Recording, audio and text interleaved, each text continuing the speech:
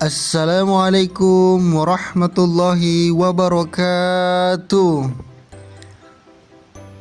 Alhamdulillahirrabbilalamin. Bagaimana kabar kalian semua? Semoga kita semua dalam lindungan Allah Subhanahu wa ta'ala. Baik, selanjutnya mari kita mendengar, melihat, dan mengamati video berikut ini, yaitu upaya yang dilakukan Nabi Muhammad SAW dalam membina masyarakat Madinah. Yang pertama yaitu pada bidang agama, yaitu membangun masjid. Nabi membangun masjid untuk tempat beribadah, bukan hanya ibadah sholat, namun juga untuk kegiatan ibadah yang lain, seperti untuk kegiatan dakwah dan pengajaran agama, bermusyawarah tentang urusan umat dan sebagainya. Masjid yang dibangun Nabi Muhammad SAW pertama di Madinah adalah masjid apa? Ya, Masjid Nabawi. Kemudian menyebarkan agama.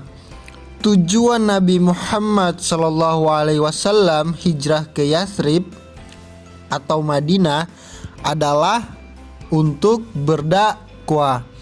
Untuk itu, sesampainya di Yathrib atau di Madinah, beliau menyampaikan dan mengajarkan agama Islam kepada umat manusia. Kegiatan pengajaran ini dilakukan oleh Rasulullah dan para sahabat, dan kegiatan ini dipusatkan di masjid dan di rumah-rumah para penduduk. Kemudian yang kedua yaitu pembinaan ekonomi. Di bidang ekonomi, Nabi Muhammad SAW melakukan pertukaran ilmu dan keahlian para penduduk. Contohnya, kaum muhajirin memiliki keahlian berdagang, sedangkan kaum ansor memiliki keahlian bercocok tanam. Maka mereka saling bertukar ilmu dan bekerja sama dalam melaksanakan pekerjaan tersebut. Kemudian yang ketiga yaitu pembinaan bidang sosial.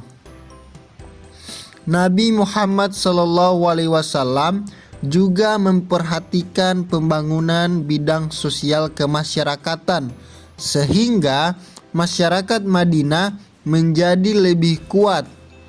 Usaha yang dilakukan oleh Nabi SAW dalam membangun masyarakat di bidang sosial antara lain sebagai berikut,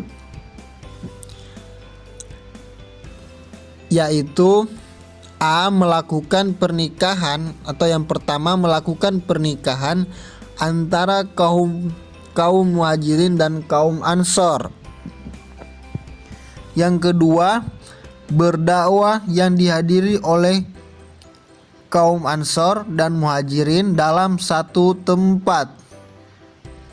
Kemudian berbuat adil dan tidak membedakan antara status sosial seseorang, baik dia kaya maupun dia miskin.